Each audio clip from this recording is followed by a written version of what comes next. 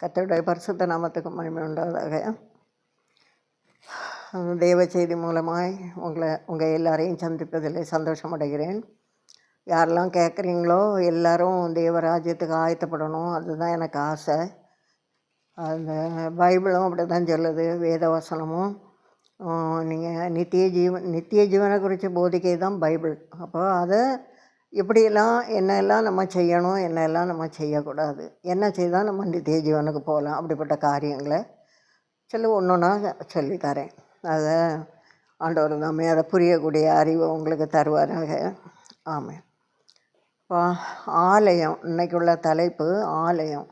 ஆலயம்னு சொன்னால் ஒவ்வொரு ஊர்லேயும் ஆலயம் இல்லாத ஊரே கிடையாது. ஒன்றும் இல்லை, ஒரு சின்ன சிலையை வச்சுட்டுனாலும் கொஞ்சம் 4 ஓலையை வச்சோ இல்லை 4 தினமட்டையை வச்சோ ஒரு ஆலயம் கட்டிடுவாங்க. அப்போது ஆலயம் ஏன் அவங்களுக்கெல்லாம் தெய்வ பயம் இருக்குதுன்னு அர்த்தம். அதனால தான் நமக்கு ஒரு தெய்வம், அந்த தெய்வம் நம்மளை பாதுகாக்கும், நம்மளை நடத்தும், நம்ம குற்றம் செய்தால் நம்மளை அடிக்கும், அந்த மாதிரிப்பட்ட ஒரு எண்ணங்கள் வரதுனால தான் ஆலயம் கட்டுறாங்க. ஊருக்கு ஊர் ஆலயம் இருக்கும். அது தேவனை ஆராதிக்கிறதுக்குன்னு சொல்லிட்டு கட்டுவாங்க.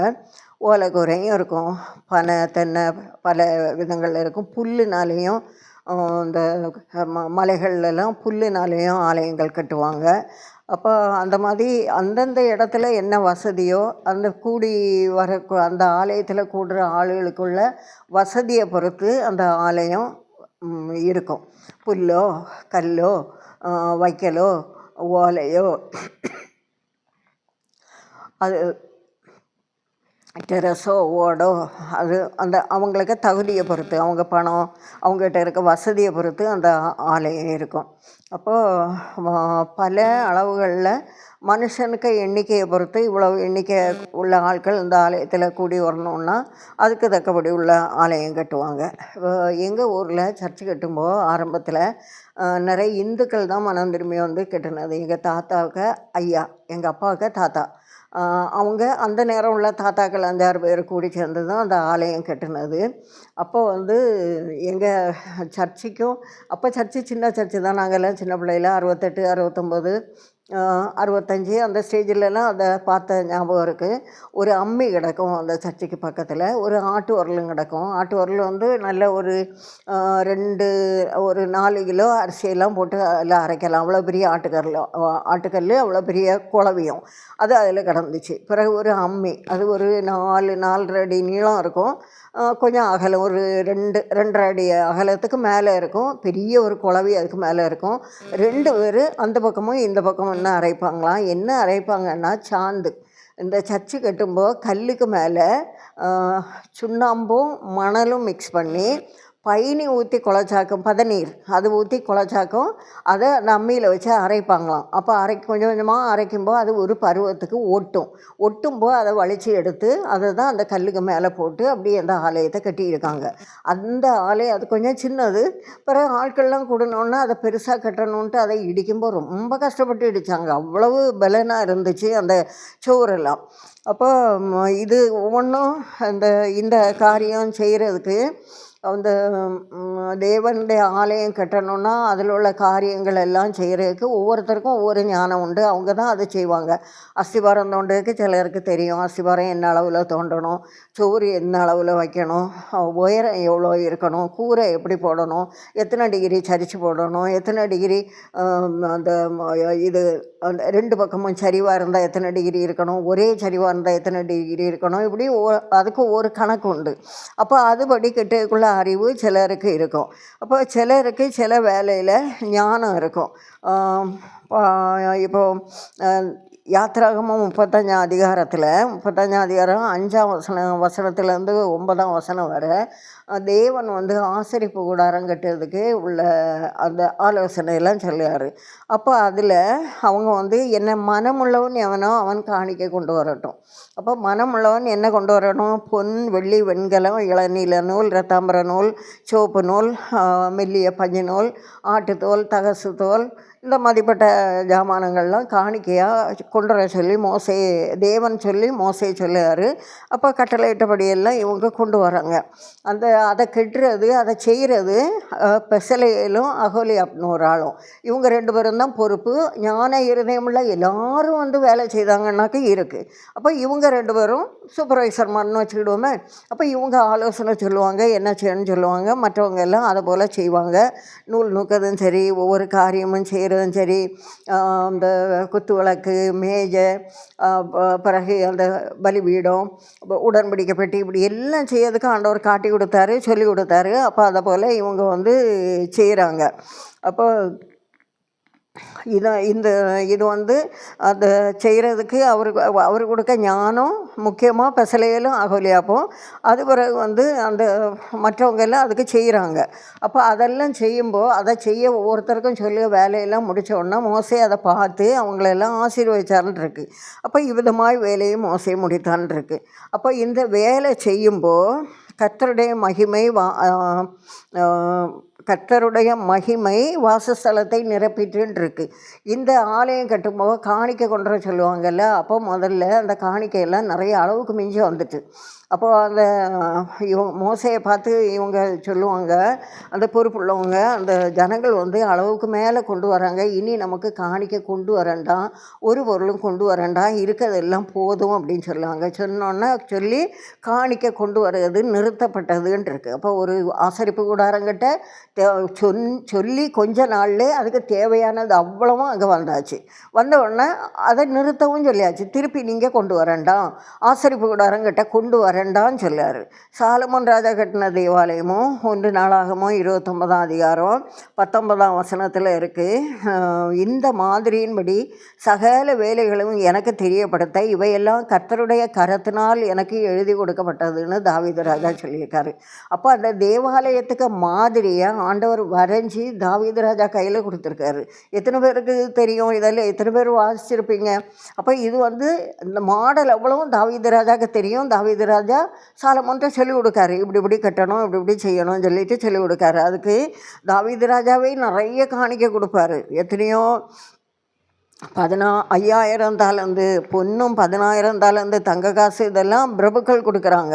தாவீது ராஜாவும் நிறைய கொடுக்குறாரு. அப்போ இதெல்லாம் கொடுத்து அவங்களுக்கும் அந்த அளவுக்கு மிஞ்சி காணிக்கை திருப்பி தேவாலயம் கட்டன்னு வேறு யார்கிட்டையும் எதுவும் பிரிக்கலை, எல்லாம் முதல்ல வந்துட்டு.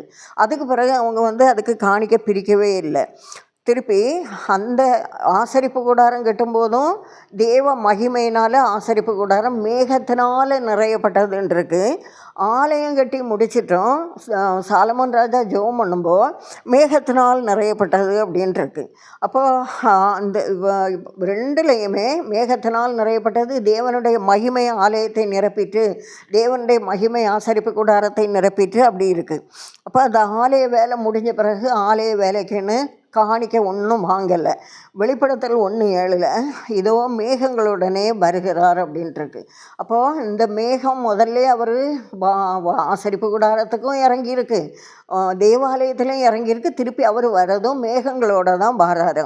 மேகங்களுக்கெல்லாம் வேறு அர்த்தம் உண்டு, நம்ம ஒன்று ஒன்றா பார்க்கலாம். அப்போ மேகங்களுடனே வருகிறார். எல்லாமே ஆண்டவருக்கு வருகை அல்லது நித்திய ஜீவனில் தான் இந்த வசனங்கள் இதெல்லாமே நமக்கு முடியுது. அப்போ இவங்க யாரும் இந்த தேவாலயம் கட்டணும், ஆசரிப்பு கூடாரம் வேலைக்குன்னோ, அந்த வேலைக்கு தேவையான காணிக்கை வந்த பிறகு யாரும் பிரிக்கலை. ஆனால் இப்போ வந்து 50 வருஷத்துக்கு மேலே காணிக்கை பிரிக்கிற ஆட்களும் இருக்குது. 50 வருஷத்துக்கு மேலே என்னென்னவோ சொல்லி தந்திரமாக அப்படி நிறைய பேர் காணிக்கை பிரிக்கிறாங்க. அப்போ அது அவங்க வந்து எவ்வளவோ கட்டியாச்சு. அப்போ அந்த ஆலயம் கட்டி முடித்த பிறகு இவங்க காணிக்கை வாங்கக்கூடாது, அதை நிறுத்தணும். அப்படி தான் பைபிளில் இருக்குது. நிறுத்தாமல் வாங்கினா அது உங்களுக்கு இந்த மாதிரி பணம் உங்கள்கிட்ட சேரும்போது அது பெரிய பாவமாக மாறும். அந்த பாவத்தை தீர்க்கிறது பெரிய கஷ்டம். நிறைய மற்றவங்க பணம் நம்மக்கிட்ட வந்தாலே இது எவ்வளவோ பாவப்பட்டவங்க அனுப்பி தருவாங்க, எவ்வளவோ பிரயாசப்படுவாங்க, எவ்வளவோ பிரச்சனையிலேருந்து அனுப்பி தரவங்களும் உண்டு. அப்போ இந்த மாதிரி பட்ட பணம் நம்ம கையில் வந்து சேரும்போது அது நமக்கு சாபமாக மாறும், ஆசீர்வாதம் இல்லை. நம்ம நித்திய ஜீவனை சுதந்திரிக்க முடியாது, அப்படி போயிடும். பணம் வந்து நித்திய ஜீவனை சுதந்திரிக்க விடாமல் ஆக்கிரும். அதனால் பண காரியத்தில் ரொம்ப கவனமாக இருக்கணும். ஊழியக்காரங்களும் சரி, விசுவாசிகளும் சரி, ஒரு காரியம் தொடங்கி அது முடியும்போ அதுக்குள்ள கிஃப்ட்டு நம்ம யாருக்கிட்டையும் வாங்கக்கூடாது. இப்போவும் சபைகளுக்கு ஒரு எனக்கு தெரிஞ்சே ஒரு ஊழியக்காரர், அவருக்கு கீழே ஒரு 25 பொம்பளைகளை வச்சுருக்காரு. பாவம், எல்லாம் பாவப்பட்ட பொம்பளைகள். அதுக கையில் கொஞ்சம் புக்கையும் அடித்து கொடுத்து அப்படியே விட்டுட்டு அதுகளுக்கு 2000 3000 சம்பளம் கொடுப்பாங்க. இவங்க அப்படி ஒவ்வொரு வீடுகள்லையும் போய் பிரித்து அவங்க வாங்க காணிக்கையெல்லாம் அதில் அந்த பில்லு போட்டு கொடுத்து எடுத்து அந்த டெய்லி கொண்டு கணக்கு முடித்து அங்கே கொண்டு சபையில் ஊழியக்காரங்கிட்ட கொண்டு கொடுத்துருவாங்க. இந்த மாதிரி 25க்கு மேலே வச்சுருக்காங்க ஒரு சபையில். எனக்கு தெரியும், யாருன்னு எனக்கு தெரியும், ஆனால் சொல்ல விரும்பலை. அதெல்லாம் மகா தப்பு. அப்போ அப்படியெல்லாம் பிரிக்கணும்னு ஆண்டவர் சொல்லவே இல்லை. ஆண்டவர் சொல்லாத காரியமாக இப்படி பில்லு புக்கு போட்டு பிரி, அப்படி பிரி, இப்படி பிரி, இதெல்லாம் ஒன்றும் பைபிளில் இல்லை. எந்த காரியமும் இப்படி எனக்கு காணிக்கை அனுப்பு, ஏதாவது ஒரு ட்ரிக்கு வச்சுட்டு இந்த மாதிரி எனக்கு காணிக்கை அனுப்பு, இந்த மாதிரி எனக்கு காணிக்கை அனுப்புன்னு சொன்னால் நம்பாதீங்க, அனுப்பவும் செய்யாதீங்க. மிஷினரிகளுக்கு கொடுங்க. மிஷினரி ஊழியத்தை நல்லா தாங்குங்க. அது ரொம்ப சந்தோஷம். ஏன்னா எவ்வளவோ தியாகத்தோடு போய் செய்கிற ஊழியமாக்க மிஷினரி ஊழியம். மிஷினரிகளுக்கு நல்லா கொடுங்க, செய்யுங்க. ஆனால் இந்த மாதிரி பிரிச்சுட்டு அடக்கவங்கள்ட்ட நீங்கள் ரொம்ப கவனமாக இருக்கணும். பிரிக்கிறவங்களும் எச்சரிக்கையாக இருக்கணும். நீங்கள் தேவராஜ்யத்துக்கு போவீங்களா? அந்நியருக்கு பணம் உங்கள்கிட்ட இருந்தால் நீங்கள் நித்திய ஜீவனுக்குள்ளே போக முடியாது. அதை மட்டும் நீங்கள் யாரையும் கைட் பண்ணால் உங்கள்கிட்ட வரக்கூடிய ஆத்மாக்கள் வேணால் ஒரு வேளை ஆண்டவரேன்னு கூப்பிட்டு பரலோகத்துக்கு போகும். ஆனால் இந்த பணம் பிரிக்கிறவங்க யாரும் பரலோகத்துக்கு போக முடியாது. அந்நியருக்கு காசு எதுவும் நம்ம கையில் இருக்கக்கூடாது.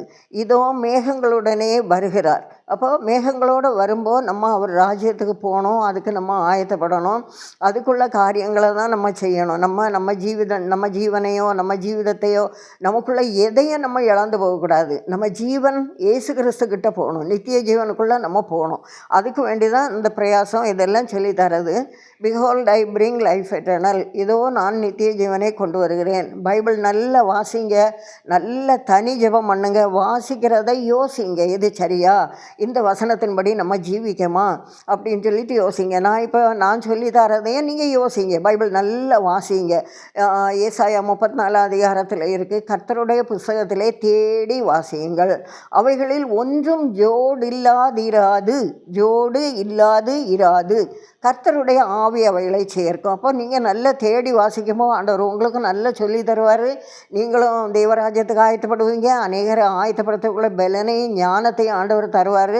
ஆண்டவர் தாமே இந்த வார்த்தைகளால் உங்களை ஆசீர்வதிப்பாராக. உங்களை அவருடைய ராஜ்யத்துக்கு ஆயத்தப்படுத்துவாராக. ஆமென்.